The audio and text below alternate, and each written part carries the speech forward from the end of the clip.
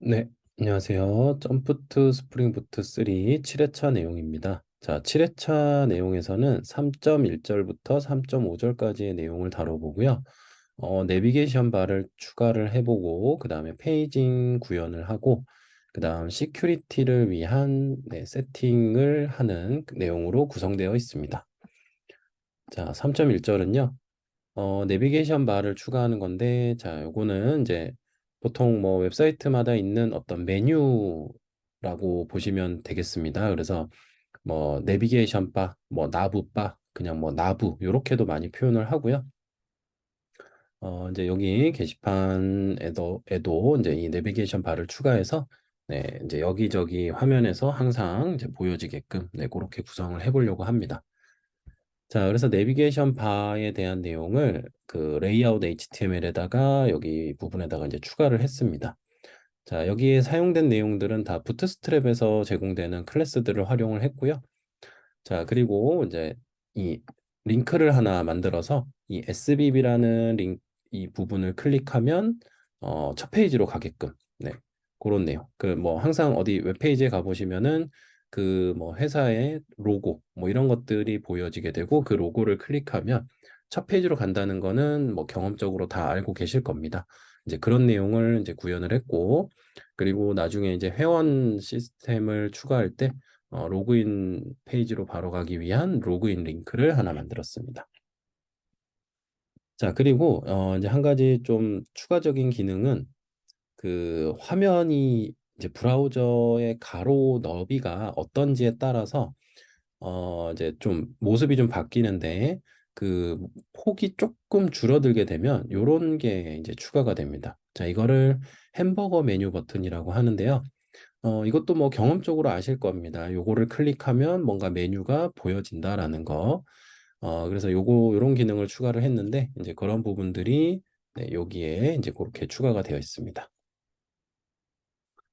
자, 근데 요거는 이제 기능적인 부분이다 보니까 그 부트스트랩 자바스크립트 라이브러리가 필요해요. 그래서 부트스트랩 min.js라는 파일을 스태틱 폴더에다가 추가를 해 주시고, 그 다음 레이아웃 HTML의 하단 바디 종료 태그 바로 위에다가 그 라이브러리를 추가하는 내용을 작성을 했습니다. 그래서 스크립트 태그를 이용해서 THSRC 그리고 그 부트스트랩의 경로를 작성을 해줍니다.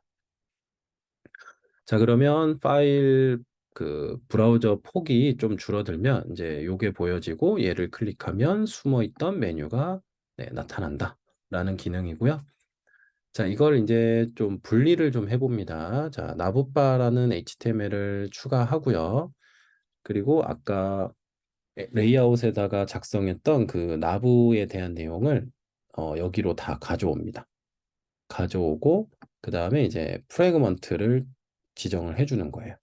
프래그먼트로 지정을 해주고 이름은 나부바 프래그먼트라고 이름을 지정을 했습니다. 자, 그러면 이거를 어떻게 활용을 하느냐? 이제 그 레이아웃 HTML에다가 그 기존 내용은 다 지우고요. 요것만 딱 추가를 해줍니다. 그래서 th replace를 이용해서 그 나부바 HTML에 있는 나부바 프래그먼트를 이제 요 자리로 대치한다. replace 이제 뭐 대치한다 그런 의미죠. 요렇게 하게 되면은 이제 관리하기가 더 편하다. 그렇게 생각을 하시면 되겠습니다. 자, 그래서 실습 화면을 한번 살펴보면 이제 나부바를 적용을 해서 이렇게 어, 메뉴가 이제 보여지게 되고요. 자, 그리고 화면을 조금 줄여보면 어느 순간 이제 그 로그인이라고 있던 링크가 사라지면서 여기에 햄버거 메뉴 버튼이 노출이 됩니다. 얘를 클릭을 해보면 이렇게 숨어있던 메뉴가 보여진다라는 걸 확인해 볼 수가 있습니다. 자, 그러면 다음으로 넘어가서 페이징 기능에 대한 부분입니다. 자, 페이징 기능이고요. 자, 페이징 기능은 이제 어떤 기능이냐면 어, 만약에 게시글이 굉장히 많다면 게시글이 굉장히 많은 상황이라면 보통 여러분들이 게시판 서비스나 이런 거를 이용하실 때 그 수많은 데이터들이 한 화면에 다 보이지는 않을 겁니다.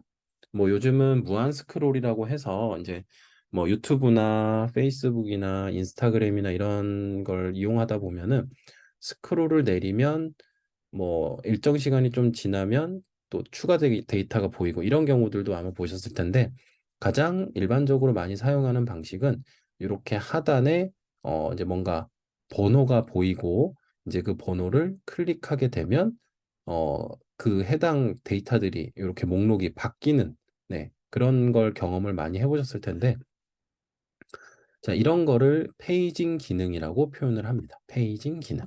네. 그래서 뭐 게시판을 만든다라고 한다면 제일 뭐 좀 가장 난이도가 있는 기능이라고도 많이 표현을 하고 그리고 이제 가장 또 중요한 기능이라고도 많이 표현을 하는 기능인데 이제 여기 교재 내용을 좀 따라해 보시면 굉장히 생각보다 간단하게 페이징 기능을 구현해 볼 수가 있습니다.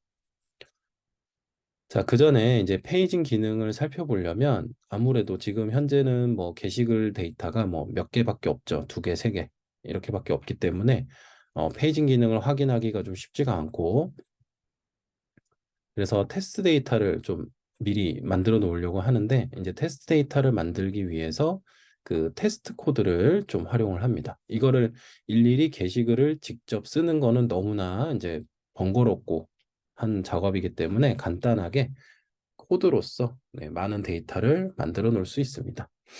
자, 그래서 테스트 클래스를 열어서 자, 이렇게 메서드를 작성을 했어요. 그래서 포문을 이용해서 그 일단 숫자를 1부터 300까지 숫자를 만들어 주고요. 자, 그다음에 어 이제 요런 텍스트 그 스트링을 만드는데 이거는 테스트 데이터입니다. 1부터 테스트 데이터입니다. 300까지를 만드는 그 내용입니다. 그래서 이거를 서브젝트, 그러니까 우리가 게시글을 추가하려면 제목과 내용이 필요하죠. 그렇기 때문에 이제 제목 샘플 데이터를 만들고 내용은 내용 없음이라고 그냥 똑같이 적용을 하고 그래서 반복문을 돌리면서 계속해서 그 서비스 클래스의 create 메서드를 호출을 합니다. 그러면 반복문이 한 번 돌 때마다 테스트 데이터입니다. 1, 뭐 내용 없음 이런 식으로 계속해서 이제 DB에다가 총 300개의 데이터를 저장하는 내용이 이제 만들어지게 되는 거예요. 자, 그래서 이제 이렇게 한번 돌려보면은 300개의 그 데이터가 쫙 만들어집니다. 네, 요거 한번 실습으로 확인해 보도록 하겠습니다. 자, 실습 화면을 보시면은 먼저 그 테스트 코드를 이렇게 작성을 하고 그 다음에 그 이제 테스트 앞에서 해봤던 것처럼 테스트 코드를 실행할 때는 일단 이 서버를 중지를 해주셔야 됩니다. 중지를 하고 이 테스트 코드만 실행을 하고 그 다음에 다시 서버를 실행해서 네, 여기 리스트를 이렇게 확인을 해보시면은 테스트 데이터입니다. 1번부터 이렇게 쭉 300번까지 만들어진 걸 확인해 볼 수가 있습니다. 네. 지금은 이제 페이징 처리가 전혀 되지 않은 상태이기 때문에 이제 보여지는 부분이 그냥 이렇게 보여지는 거죠. 다 나오는 거죠. 모든 데이터가 다 나오는데 이제 이거를 그 한 페이지당 이제 일정한 개수만 보여주면서 밑에다가 그 번호 목록을 보여주자. 네, 그렇게 이제 진행을 해보도록 하겠습니다. 자, 페이징 구현을 할 때는 네, JPA를 활용하면 굉장히 쉽게 좀 상대적으로 쉽게 좀 구현해 볼 수가 있는데 이제 필요한 객체들이 있는데 페이지라는 객체가 있고요. 페이지 리퀘스트라는 객체, 페이저블이라는 객체가 있습니다. 자, 자 그래서 먼저 퀘스천 리파지토리를 조금 수정을 하는데 기존에 이제 find all은 따로 정의를 하지 않았는데 이제 find all 메서드를 추가로 정의를 해서 자, 그 매개 변수는 페이저블 객체를 매개 변수로 받고요. 그 다음에 리턴은 페이지 타입의 리턴을 줍니다. 네. 자, 요거는 이제 다 스프링에서 제공되는 그런 객체들이라고 보시면 됩니다. 자, 그 다음에 서비스 클래스, 그러니까 레파지토리가 바뀌었으니까 호출하는 서비스도 바뀌어야죠. 그래서 이렇게 구현을 했고요. getList는 일단 몇 페이지, 그러니까 페이지마다 DB에서 그 페이지에 해당하는 게시글만 가지고 와야 됩니다. 그래서 몇 페이지인지를 이제 받아와야 되고요. 그 다음에 이제 페이저블 객체를 생성하는 부분인데 어, 몇 페이지인지 그리고 여기는 이제 몇 개씩 볼 건지 네, 한 페이지당 게시글을 몇 개씩 볼 건지 이제 이 내용으로 페이저블 객체를 만들고 레파지토리의 find all 메서드를 호출해 줍니다. 자, 그럼 서비스도 바뀌었으니까 컨트롤러도 바뀌어야 되겠죠. 자, 컨트롤러는 일단 페이지 객체를 받아줘야 되는 부분이 있기 때문에 페이지 번호를 받아줘야 되는 부분이 있기 때문에 리퀘스트 파람을 추가했고요. 그리고 혹시라도 페이지라는 파라미터가 전달되지 않는 경우를 대비해서 그 디폴트 밸류를 0으로 잡았습니다. 그러니까 페이지가 전달되지 않으면 가장 첫 페이지를 보여주겠다라는 내용입니다. 자, 그리고 이제 서비스에 그 getList에다가 페이지 값을 보내고 리턴을 이렇게 받아온다. 그리고 이제 모델에 담는 데이터를 이렇게 담아서 가져가겠다. 네, 이렇게 좀 수정이 되었습니다. 자, 그래서 이 페이지 객체를 활용하면 굉장히 좀 여러 가지 장점들이 있는데 이제 그 중에서 몇 가지 속성들이 있습니다. 그래서 요런 부분들이 있고요. 요거는 이제 뒤에서 그 좀 이제 중간중간에 이제 표현될 때 이제 그때 또 다시 한번 확인해 보도록 하고요. 자, 그래서 리스트를 이제 출력을 할 때 퀘스천 리스트 HTML에서 자, 기존에 여기는 이제 리스트 형태가 있었죠. 퀘스천 리스트라고. 근데 이제 컨트롤러에서 페이징이라고 모델에다가 담아서 가져왔기 때문에 이 부분을 페이징이라고 수정을 합니다. 자, 그렇게 해서 실행을 해보면 이제 페이지 파라미터를 같이 요청을 하는 거예요. 컨트롤러에다가. 자, 그러면 0이라고 해서 요청을 하면은 처음 10개만 이렇게 나오게 됩니다. 자, 그 다음에 페이지를 1로 주게 되면은 그 다음 10개가 또 나오게 됩니다. 자, 지금은 근데 수동적이죠. 굉장히. 근데 이제 지금 더 추가돼야 되는 부분은 여기 밑에 있는 숫자들. 네. 여기서 이제 숫자들을 클릭했을 때, 이제 몇 페이지로 가게끔, 네, 그렇게 이제 추가를 하려고 해요. 자, 그래서 여기가 그 페이지를 이동해 주는 그런 부분들입니다. 네. 자, 그래서 이 부분은 이제 페이징이 있는지 없는지. 네. 페이징이 있는지 없는지를 체크해 주는 부분이고요. 자, 그리고 어, 이 부분은 자, 이제 현재 뭐 몇 페이지를 보고 있는데 그거보다 앞에 페이지가 있느냐, has previous라는 속성이 있습니다. 그래서 앞에 페이지가 있다면 이제 이전이라는 링크를 활성화시켜주고 그리고 그 이전이라는 링크를 클릭하면은 이전 페이지로 가도록 그러니까 현재 페이지보다 하나 적은 페이지로 이동하자라는 내용입니다. 자, 그런데 만약에 이전 페이지가 없다. 그럼 어떤 경우냐면 가장 첫 페이지. 그럴 때는 disabled라는 클래스를 적용을 해서 그냥 이전이라는 링크가 그냥 비활성화 되게끔 네, 그렇게 처리를 한 겁니다. 자, 그리고 이제 요 부분은 현재 보이고 있는 페이지에 대해서 이제 액티브라는 클래스를 추가를 해서 현재 머물고 있는 페이지에 대해서 색깔을 좀 다르게 네, 배경색이 이제 파란색으로 적용이 돼요. 그래서 이제 그 조건을 지금 현재 페이지 값이 페이징 넘버 값이랑 일치하느냐. 네, 그렇다면은 액티브라는 클래스를 추가하고 네, 그런 이제 내용입니다. 자, 그다음 요 부분은 이제 다음에 대한 내용인데 다음은 이제 이전과 조금 비슷한 형태인데 여기서는 has next라는 속성을 사용했습니다. 그래서 has next라는 것은 이제 다음 페이지가 있느냐. 그러니까 이거는 이제 가장 마지막 페이지에 좀 적용이 되는 부분이겠죠. 그래서 다음 페이지가 없다면 disable. 네. 그러니까 가장 마지막 페이지는 다음으로 가는 링크가 필요 없다는 거죠. 그렇지 않으면 현재 페이지에서 하나 증가된 페이지로 이제 링크 값을 만들어 준다라는 내용입니다. 자, 그래서 이제 이걸 이용해서 밑에 이제 표현되는 부분이 이렇게 번호가 쫙 나열된 형태로 보여지게 됩니다. 근데 아직은 좀 이상하죠.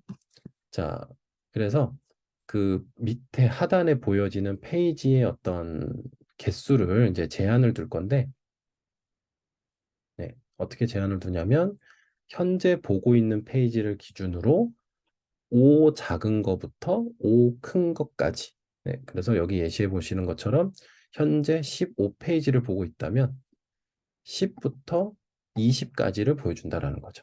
그럼 만약에 뭐 17페이지를 보고 있다면 12부터 22까지 보여지는. 네, 뭐 이거는 이제 뭐 사이트마다 많이 차이가 있을 겁니다. 어떤 데는 계속해서 이렇게 여기하고 여기가 바뀌는 경우도 있을 거고, 어떤 데는 뭐 1부터 10까지가 보여지고 10까지 가서 다음을 클릭하면 뭐 11부터 20까지가 보여지고. 네, 그거는 뭐 이제 짝이 나름이니까 지금 여기서는 어쨌든 현재 보고 있는 페이지를 기준으로 5개 적고 5개 많은 것까지 이렇게 클릭할 수 있도록 만들었다.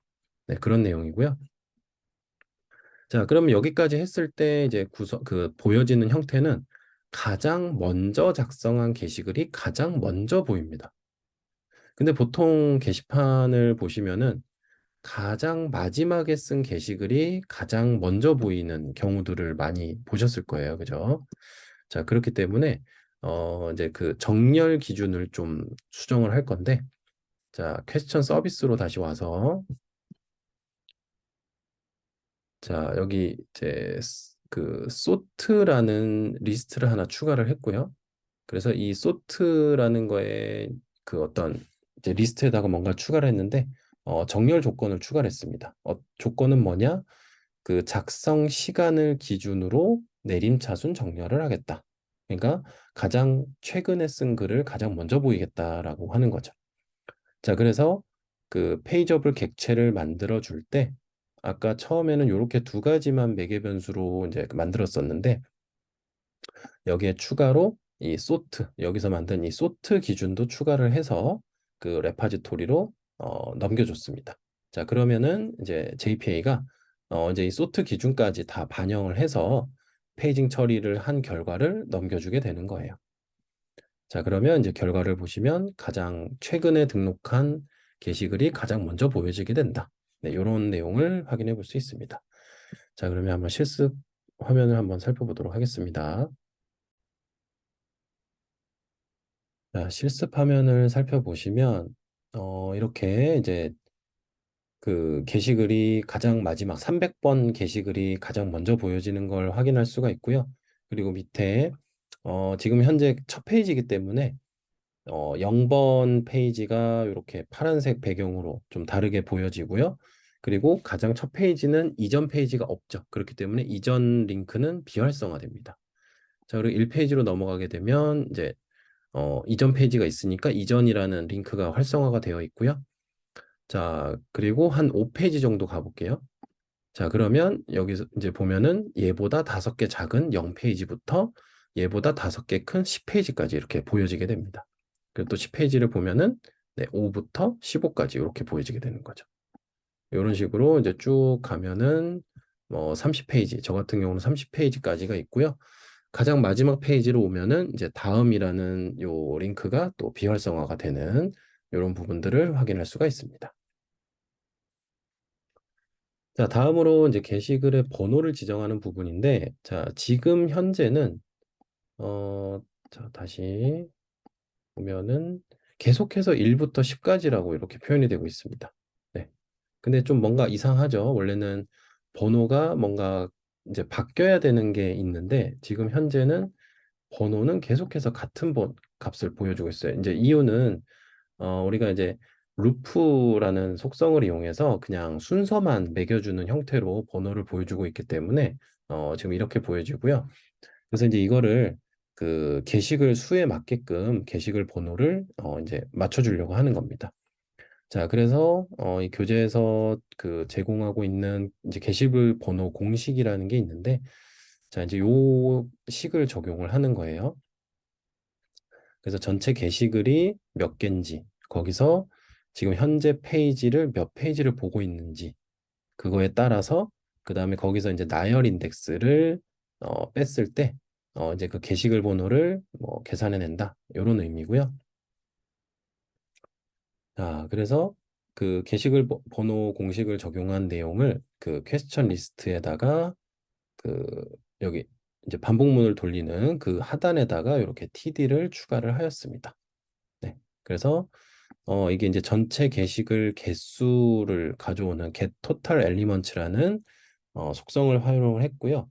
그 다음에 현재 페이지의 번호, 그 다음에 이거 페이징점 사이즈는 한 페이지당 보여주는 게시글의 개수입니다. 네. 우리는 지금 현재 10개를 보여주고 있고요. 자, 그 다음에 루프 인덱스는 이제 나열 인덱스인 거죠. 나열 인덱스. 음. 그래서 이렇게 이제 추가를 해서 그 확인을 해보면 이제 게시글 번호가 그 적용돼서 네, 잘 보이고 있는 걸 확인할 수가 있습니다. 그래서 지금 교재에서는 총 게시글 개수가 302개로 해서 지금 내용이 진행됐고 그 이제 이걸 영상을 보시는 분들은 이제 뭐 앞에서 연습을 하면서 뭐 게시글을 여러 개 써보고 했으면 이제 아마 번호는 좀 다를 텐데 어쨌든 그 데이터베이스에 들어있는 게시글 개수만큼 번호가 잘 매겨지는지 확인을 해보시면 되겠습니다. 자, 그러면 요거를 네, 실습 화면으로 잠깐 살펴보도록 하겠습니다.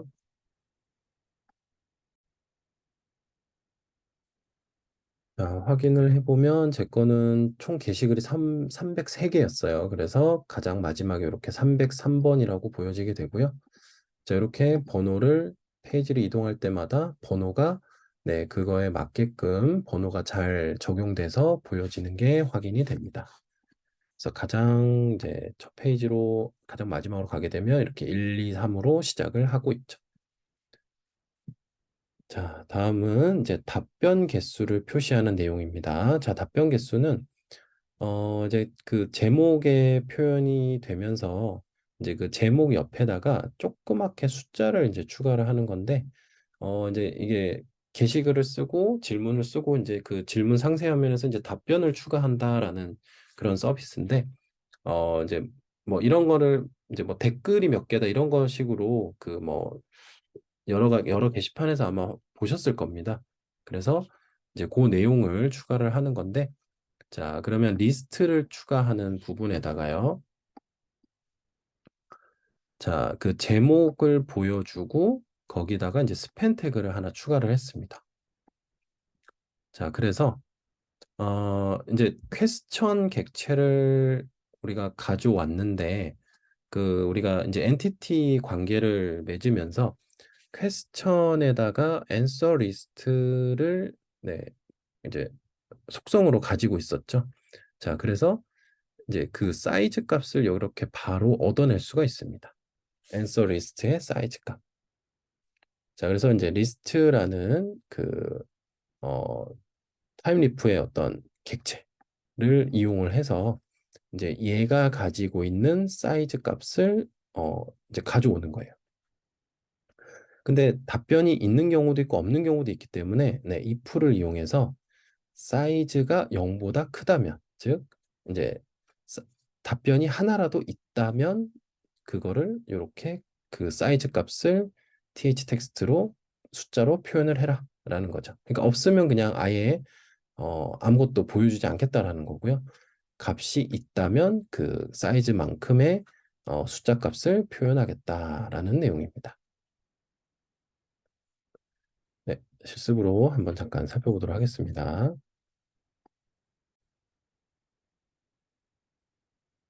자, 초반에 그 요 게시글에 대해서 이제 답변을 달아봤었는데 그 답변이 지금 두 개가 달려 있기 때문에 이렇게 두 개라고 표현이 되고 있고요. 뭐 나머지 게시글들은 답변이 없기 때문에 네, 아무것도 이렇게 표현이 되지 않고 있습니다. 네, 이렇게 해서 이제 답변 개수까지를 이렇게 목록에다 표현을 해줬고요. 자, 다음으로는 이제 시큐리티를 소개를 하고 있습니다. 자, 스프링 시큐리티라는 거는 이제 뭐 이- 말에서도 딱 느낌이 오는 것처럼 뭔가 보안과 관련된 건가라는 생각이 들 겁니다. 그래서 이 스프링 시큐리티를 이용하게 되면은 그 회원에 대한 기능들을 굉장히 잘 지원을 해주고 있어서 네, 이제 여기서 한번 소개를 하고 있고요.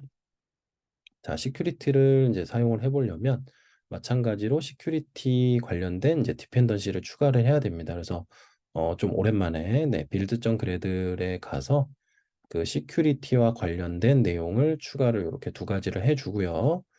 또 네, 요거 그래들 프로젝트 리프레시를 꼭 해주셔야 됩니다. 자, 그러면은 처음에는 이제 시큐리티가 딱 적용이 되면은 그 시큐리티의 전용 로그인 페이지가 있어요. 그래서 갑자기 왜 이상한 사이트 화면이 뜨지? 라고 이제 생각하실 수 있는데 이거는 시큐리티가 적용이 돼서 기본 로그인 페이지로 이렇게 보내게 되는 건데 이제 이거를 뭐 기존 거를 써도 되고 이제 이거를 이제 별도의 설정을 통해서 네, 따로 만들어 줄 수가 있습니다. 자, 그러기 위해서는 이제 시큐리티 설정을 하게 되는 시큐리티 컨피그라는 클래스가 필요합니다. 자, 이 시큐리티 컨피그라는 클래스는 이제 기본 패키지에 소속이 되어 있고요. 자, 이런 내용을 이제 추가를 해주는 거예요. 자, 그래서 이 configuration이라는 어노테이션은 환경 설정 파일이라는 의미입니다. 자, 그리고 enable web security라는 거는 이제 프론트에서 오는 모든 이제 요청 URL이 시큐리티를 거쳐서 전달되도록. 네. 그러니까 완전 이제 입구에서 뭔가를 진짜 말 그대로 검문을 하는 느낌인 거죠, 시큐리티가. 그래서 모든 요청을 일단 시큐리티를 거쳐서 뭐 컨트롤러로 간다든지 아니면 뭐 조건이 맞지 않으면 그냥 다시 돌려보낸다든지 뭐 이런 식으로 이제 처리를 하게 되고요. 자, 그 다음에 이제 세부 설정을 하기 위해서 이제 이 빈이라는 어노테이션을 사용을 했는데, 자, 이거는 그 수동으로 이제 또 스프링 빈, 그러니까 스프링 객체를 등록하는 그런 내용입니다. 자, 그래서 이제 기본적으로 이런 내용을 이제 추가를 했습니다. 이런 내용을 추가를 했고요. 자, 근데 이렇게 추가를 하고 나면은 이제 H2가 또 이제 걸리게 돼요. 네.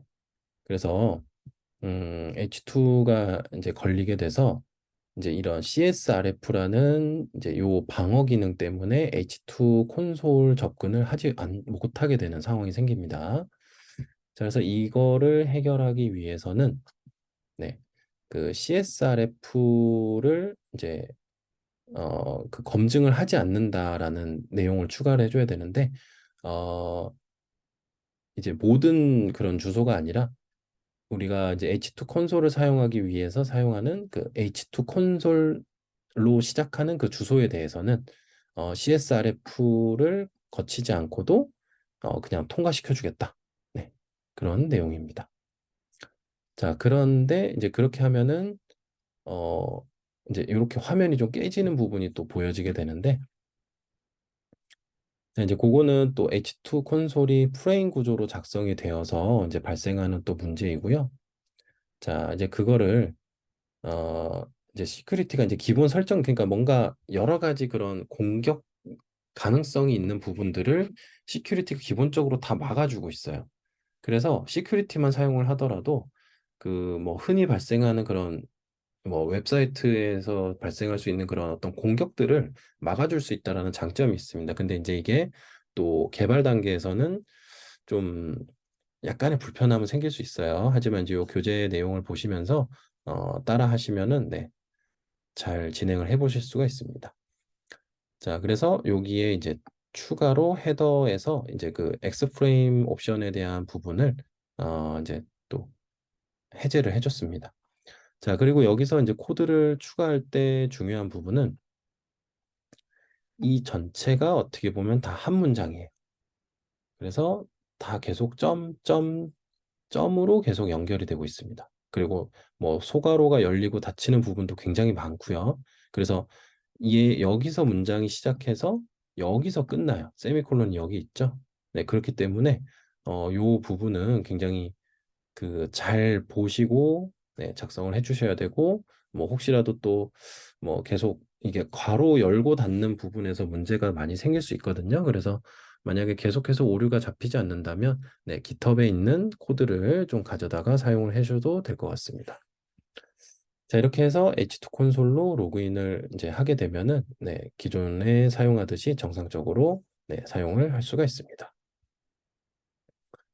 자, 이렇게 해서 네, 7회차 내용 조금 네, 길긴 했습니다. 내용이. 네, 조금 길긴 했지만 또 차근차근하게 좀 잘 따라해 주시면 네, 잘 실습을 해 보실 수 있을 겁니다. 자, 그러면 여기서 마치도록 하겠습니다. 감사합니다.